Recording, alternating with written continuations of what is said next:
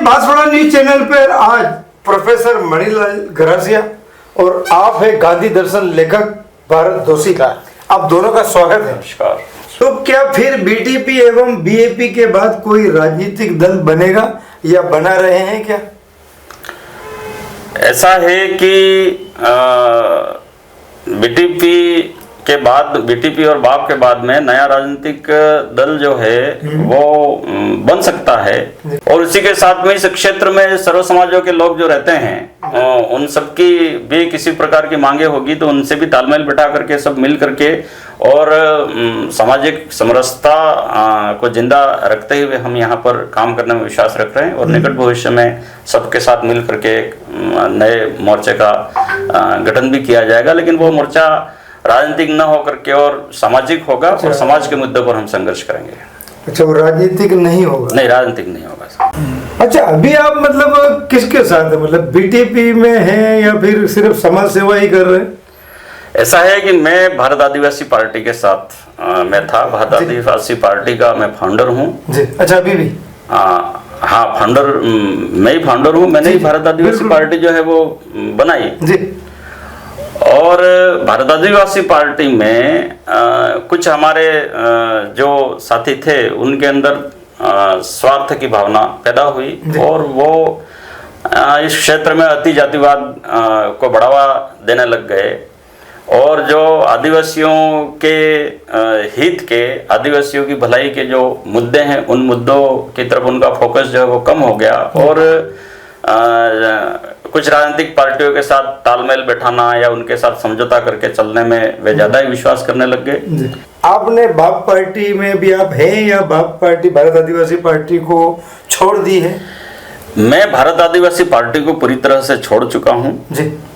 और छोड़ने का मुख्य कारण यह है कि मैं जातिवाद की न तो राजनीति करना चाहता हूं और न ही मैं जातिवाद मेरे इस क्षेत्र में फैलाना चाहता हूं, न मैं यहाँ संप्रदायवाद फैलाना चाहता हूं। मैं जातिवादी और धार्मिक उन्माद फैलाने वाली धर्म विरोधी जो शक्तियां हैं उनके विरुद्ध हूँ शुरू से, क्योंकि मैं गांधी आश्रम में मेरी पढ़ाई हुई है, सारी शिक्षा दीक्षा मेरी गांधी आश्रम में हुई है और मुझे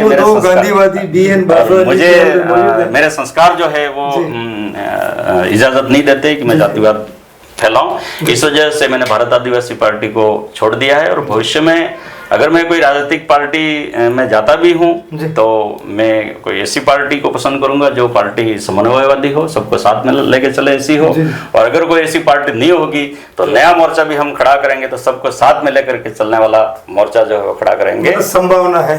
संभावना तो सारी है। जैसे हमारे इस आदिवासी क्षेत्र जो है उसमें पिछले 15 वर्षों से एक मांग चल रही है पृथक आरक्षण की, कि जो राजस्थान में आदिवासियों का 12% आरक्षण है उस आरक्षण का 90% लाभ जो है वो 3% मीणा जाति ले जा रही है और भील जो 12% का 75% है उसको लगभग कोई प्रतिनिधित्व नहीं मिल रहा है। तो लंबे समय से हमारी मांग है कि हमको 12% में से 6.5% राज्य प्रशासनिक सेवाओं में पृथक इस आदिवासी क्षेत्र के आदिवासियों को मिले, ये मांग है। और भारत आदिवासी पार्टी ने इस मांग को पूरा करवाने का आश्वासन भी दिया था। जनसंख्या के अनुपात में आरक्षण की मांग भी हमारी लंबी चल रही आदिवासी शिक्षित बेरोजगारों की, उस मांग को भी पूरा करने का इन्होंने आश्वासन दिया था। लेकिन 3 सीट जीतने और 1 सांसद की सीट जीतने के बाद में इनके मुद्दे जो है वो बदल गए। अच्छा। और ये मीणा जाति की 8 सीटें उनकी पार्टी के पक्ष में करने के लिए जो है वो मीणाओं के फेवर में बोलने लग गए।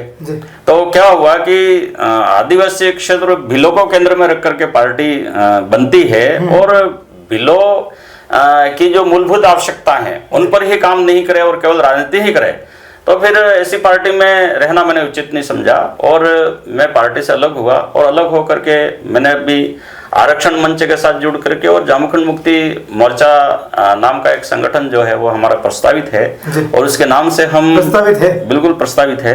और हम लोग जो है वो आदिवासी समाज के जो मूल मांगे हैं पृथक आरक्षण की और जनसंख्या के अनुपात में आरक्षण की, पत्रकारिता की दुनिया में एक और बढ़ता कदम। जी हाँ, बांसवाड़ा की खबरें हमारे साप्ताहिक समाचार पत्र BN भोर नायक साप्ताहिक समाचार अखबार में भी प्रकाशित होगी। देश हित जनहित में बांसवाड़ा संपादक एवं ब्यूरो चीफ सईद मिर्जा की कलम से।